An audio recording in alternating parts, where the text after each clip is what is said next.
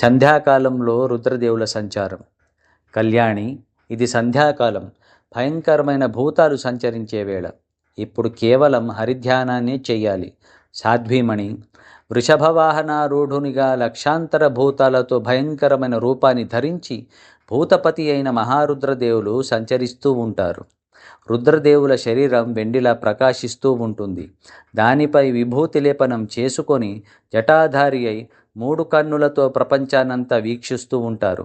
అలాంటి మహారుద్రదేవులను స్మరించు. ఆయనకు ఎలాంటి తారతమ్య భేదాలు లేవు.